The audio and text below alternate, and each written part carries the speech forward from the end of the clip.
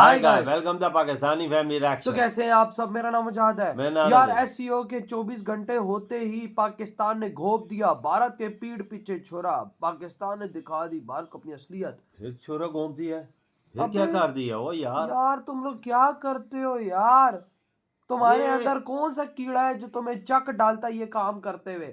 अब शर्म भी नहीं आती यार। वही तो यार, वॉच करेंगे तभी अब इसके बारे में हमें पता लगेगा। वॉच करते करते हैं स्टार्ट। मुत्तहिदा में पाकिस्तान ने भारतीय मंदूब को हर्जा सराई करने का करारा जवाब दिया। पाकिस्तानी सफारतकार अंसार शाह ने इजलास के दौरान कहा, जम्मू कश्मीर कभी भी भारत का हिस्सा नहीं रहा और ना कभी रहेगा।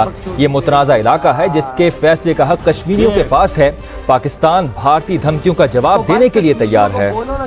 शंकर के भारत रवाना होने के बाद पाकिस्तान में एक नई बहस छिड़ गई है कि पाकिस्तान ने एससीओ मीटिंग में डॉक्टर जयशंकर से कश्मीर के मुद्दे के ऊपर बात क्यों नहीं की। क्या पाकिस्तान ने कश्मीर का सौदा कर दिया है? क्या पाकिस्तान ने कश्मीर इंडिया को बेच दिया है? अगर हम इंडिया और पाकिस्तान के ताल्लुकात की बात करें तो दोनों मुल्कों के ताल्लुकात इतने ठंडे, इतने सर्द पड़े हुए हैं कि 10 सालों में पहली बार इंडिया ने, डॉक्टर जयशंकर ने पाकिस्तान के हक में ट्वीट की है जिसमें उन्होंने पाकिस्तान की हॉस्पिटैलिटी का शुक्रिया अदा किया। Jammu and Kashmir is not, never has been and never will be an integral part of India. It is a disputed territory whose final disposition is to be decided by the people of Jammu and Kashmir through a UN supervised plebiscite, as demanded by numerous resolutions of the Security Council. This disputed status of Kashmir is acknowledged by the UN and the international community. India holds Kashmir by brute force. Pakistan will respond decisively to any Indian aggression. वो जयशंकर अब पाकिस्तान में अगर आया है तो उसने आके पाकिस्तान के ऊपर कोई एहसान नहीं किया। ये उसकी जिम्मेदारी बनती थी। जब ये पीछे हुकूमत थी शहबाज शरीफ की, जब अदम इत्मीनान ला के इसको हटाया है इमरान खान को, तो वजीर खारजा बिलावल थे, तो वो एससीओ की मीटिंग में वहाँ गए हैं। तो ये वहाँ गए थे, वो यहाँ आए हैं। बाकी बेचने की बात का तो हमें नहीं पता। तो भाई ये कोई आज से तो नहीं है ये मामला चल रहा है ये कि उस पर बात नहीं की। इमरान खान एक दफ़ा आया है, बेनज़ीर 2 दफ़ा आई है, नवाज शरीफ 3 दफ़ा। सारे टट्टू हैं दोस्तों।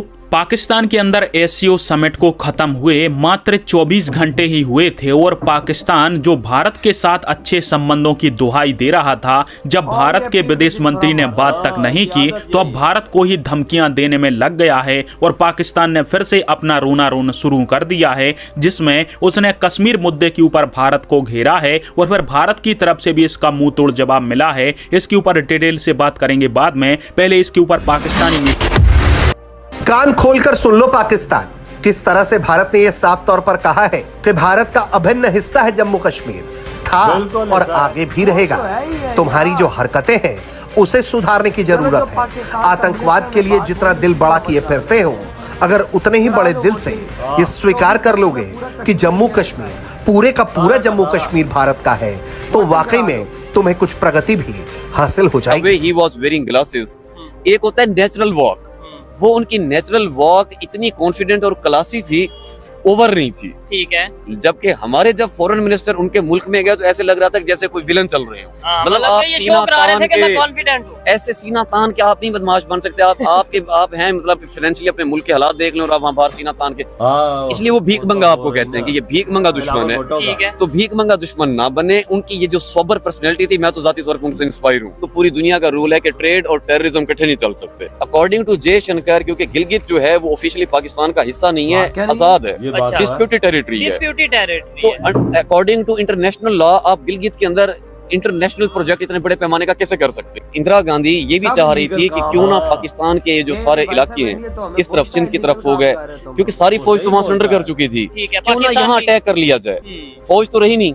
तब रशिया ने उनको इन्फॉर्म किया था, रशियन इंटेलिजेंस ने इन्फॉर्म किया था, बल्कि प्राइम मिनिस्टर ने इन्फॉर्म किया था। चीजें ऑन रिकॉर्ड है कि अगर आप पाकिस्तान पे यहाँ हमला करते हैं तो ईरान के ऊपर वो जो चाबहार पोर्ट है उस कित्ते के अंदर ईरान की पूरी फौज और शिप्स रेडी हैं, वो फिर आपको अटैक करेंगे। तो बिल्कुल रशिया ने उनको तब भी हेल्प किया था। लेटर ऑन क्या हुआ, जब ईरान के ऊपर सैंक्शंस लगी तो पाकिस्तान तो विड्रॉ कर गया, पाकिस्तान पीछे हट गया। लेकिन वो इंडिया उनके साथ आज भी कायम है। इंडिया ने वहाँ मिलियंस एंड बिलियंस की इन्वेस्टमेंट भी की। उनकी जो ग्रुप फोटो थी वो पहली रो के अंदर सेकंड लास्ट पोजीशन पे खड़े हुए थे। ठीक है। मतलब उनको एटलीस्ट आपको क्लोजर खड़ा करना चाहिए था। वो अल्लाह माफी दे इंडिया है भाई, आपने उनको अफगानिस्तान और यूक्रेन इनसे भी बाद में खड़ा किया। ये तो आज कश्मीर बेच दिया, ये कुछ दिनों में पाकिस्तान ये पाकिस्तान भी बेच रहा है। किसको बेचा है? इंडिया को। पाकिस्तान यार, क्या सबूत? सबूत क्या है? चाह रहे हैं तो बात किया ही नहीं है। मुद्दा ही नहीं था ना, एससीओ का मुद्दा ही नहीं था कश्मीर। तो मुर्दा वो कश्मीर बोलते हैं ना, हमें पाकिस्तान चाहिए ना हमें इंडिया चाहिए, उसको अपने हाल में छोड़ो। फिर वो इंडिया के साथ खुश है? नहीं खुश है वो। अगर खुश है हम इंडिया को भी कब्जा करेंगे, हम मुसलमान हैं। इंडिया पे भी कब्जा, इंडिया पे भी कब्जा करेंगे काले पटकी वाले। पाकिस्तान फेल होने वाला है, जो पाकिस्तान के हालात चल रहे हैं। मरियम नवाज को मेहमानों का इतराज़ हो गया है, मियाँ शहबाज शरीफ को मेहमानों का इतराज़ हो गया है।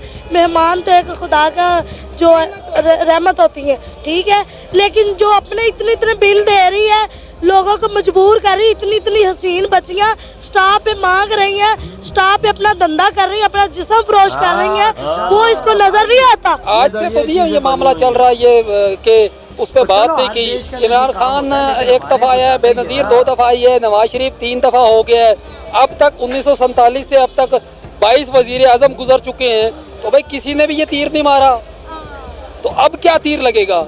ये तीर नहीं लगेगा। इस तीर लगने के लिए कोई मोहम्मद बिन कासिम का इंतजार किया जा रहा है, और वो मोहम्मद बिन कासिम अब उसके जेड़े कांड अच्छे थे मोहम्मद बिन कासिम के, भाई सारे चप्पल चोर किस्म के लोग थे भाई साहब। देखो ना, 24 घंटे नहीं हुए यूनाइटेड नेशन में पाकिस्तान ने भारत की पीठ पीछे छुरा घोंप ही दिया। मतलब कि भाई वो कहते हैं ना कि वो गीदड़ की आदत है पीछे से हमला करना, तो भाई वो आगे से शेरों की तरह फिर कश्मीर का मुद्दा उठा दिया। कहते हैं कि भाई साहब कश्मीर भारत का अटूट अंग नहीं है, वो अलग है, कश्मीर के लोग डिसाइड करेंगे कहाँ जाने, तो भाई करा लो ये काम भी। भाई साहब वोटिंग करा लो, भाई साहब वोटिंग करा लो, लोग देखते हैं किधर जाते हैं। यहाँ के पाकिस्तानी ना गए ना इंडिया की साइड, तो भाई फिर बोलना तो 100% सारे चले जाएंगे वजह इधर कोई रहना हम नहीं पसंद करते। तो हाँ, पहले तो हम इधर रहना पसंद नहीं करते, बकाया तो दूर की बात है। ये बॉर्डर खोले तो सारी 10 करोड़ बंदा ना इकट्ठा हो गया सरहद पे, याद रखना। वही ना भाई साहब, इधर हमारी हालत इधर कुत्तों की तरह हुई हुई है, टैक्स दे दे के फट के हाथ में आई है हमारी। और भाई साहब मिलता क्या हमें? थोड़ा यहाँ पर हम लोग कुछ नहीं बोल सकते, हमें मिलता यहाँ पर बड़ा, अब क्या बोले, थोड़ा कुछ भी नहीं मिलता हमें यहाँ। बिल्कुल सही बात है, थोड़े से हालात बेहतर। तुम लोग इंडिया में टैक्स देते हो, कम से कम तुम्हारा टैक्स का पैसा आज गरीबों में जा रहा है, तुम्हारे टैक्स का पैसा आज फ्री इलाज में लोगों की जा रहा है। कुछ तो तुम लोगों को सहूलतें मिल रही है ना। बिल्कुल। इधर हमें क्या मिल रहा है? टैक्स में क्या मिलता है? क्या मिल रहा है? मोदी साहब इंडिया से ज्यादा तो टैक्स हम लोग इधर पे कर रहे हैं, कुछ भी नहीं मिलता। हालत ही इधर कुत्ते जैसी हुई है। पाकिस्तान बेचना है, बेचो यार, हम भी इसका समर्थन करते हैं, बेचो पाकिस्तान को खुला। भाई साहब किसी अच्छे बंदे के हाथ कुछ ना कुछ तो लगेगा, वो अपना फायदा निकलवाने के लिए नेशन को तो आगे लेकर जाएगा।